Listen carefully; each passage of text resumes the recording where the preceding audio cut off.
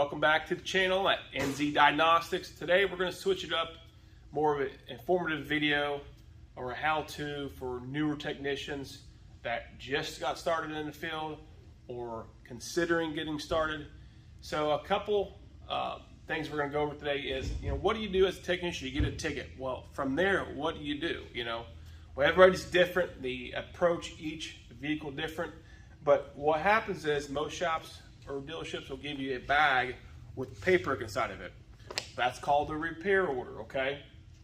From there, it'll have the vehicle's information on there, the VIN number, and then it'll have the customer states or customer's concern, cause correction. They'll be on there, so it'll tell you. Like in this case, we're going to use this for example today. It's an 07 RAV4, and the first thing I did was I verified the VIN number matches the vehicle that I have. Okay, a lot of times you'll have multiple makes and models of the same year outside, especially if you're a dealership. So you verify the VIN number, the last 8 or 4 matches the vehicle you have. Okay, that's step number 1. Next step is, why is it here for? What are you looking into? So look at the customer states or customer concern area. This one's clearly states check engine light is on dash. That's it. So I started the car up. Actually, light is not on the dash, but I did a scan, and there is a stored fault code in this vehicle, which will match the customer's concern at this date. So then from there, this is where a lot of things can go wrong, okay? A lot of technicians take it completely one direction. The guys who have been in this field a long time can get right to it, but you need to be clear how much time you have approved. Each shop is different. To look into that concern, which is the check engine light. Do you already have an hour approved? Do you have 30 minutes approved?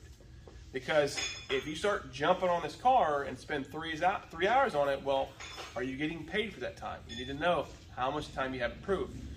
In our shop, what we do, our facility, I will either make a determination on the initial inspection, we call it an evaluation.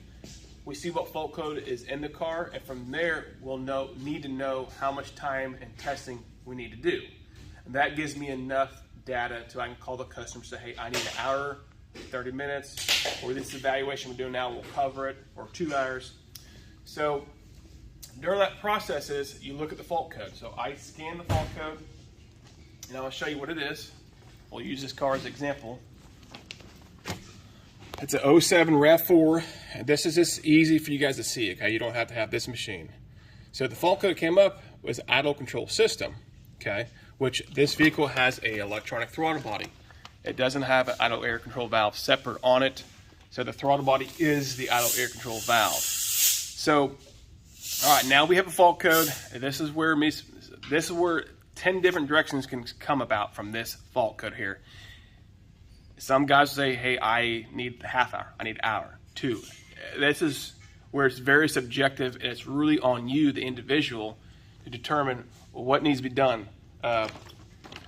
So what I do and what I suggest, especially if you're getting in this field or if you're newer, and this is anybody, is let's take a look at if there's any technical service bulletins available in this car. On this snap-on, I can diagnose, and it pulls up either top repairs for this vehicle, and there's diagrams and all kinds of stuff on here, right? This tells me what people have done in the past. What I'm more concerned about is make sure it's not TSB associated with this repair, okay? And here we go. We have, on this vehicle, is 2 TSBs.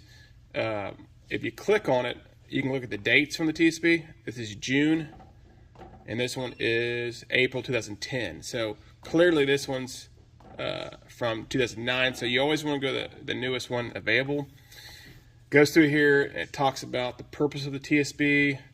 So basically there's a drain pipe that has been eliminated.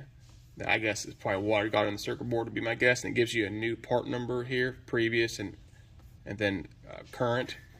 And it talks about doing it walks you through the repair, okay? Obviously, this vehicle has this throttle body on the car. You're going to go to your service advisor or your boss and tell them, go through here and get a labor time. And you may say, hey, I need a half hour to verify what you just did, and that's okay. That's time. you researching a problem, it should be time for you getting paid for. That's part of the job. Just because you're not working on the car and wrenching on it doesn't mean you can't get paid for it, okay? They're the same. It takes time for you to look up the information, service information, and verify what wiring diagram you need, how the component works, the location of the component, what testing's needed.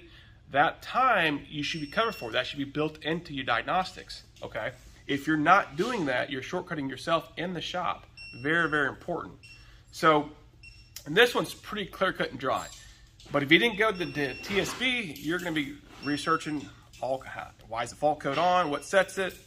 We went clearly right to it. I went to the car already. It does have the old style throttle body, so this is cut and dry.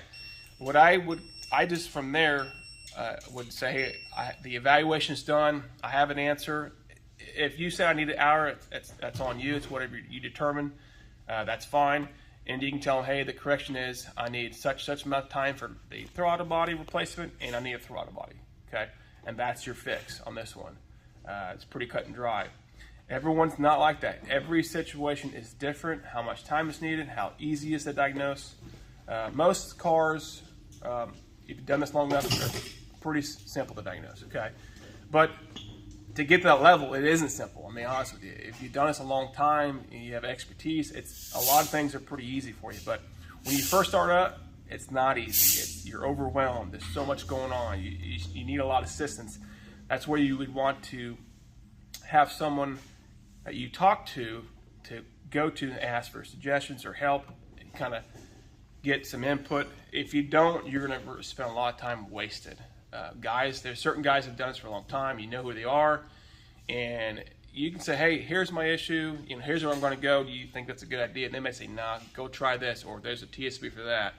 So it's critical you check for technical service bulletins out there that may apply for that fault code. Read it and see if it actually applies to that car. Not every TSB will apply to that same problem, okay? Just because there's a TSB there, it may not fix your problem.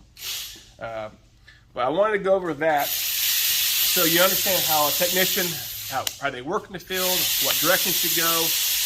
And then from there, testing, we'll have to do another video on that. That's very subjective. One guy might do it this way, the other guy might do it this way, but they end up in the same place. Who's wrong, who's right? Nobody's wrong. If they end up in the same place, they're both right. One may get there faster than the other.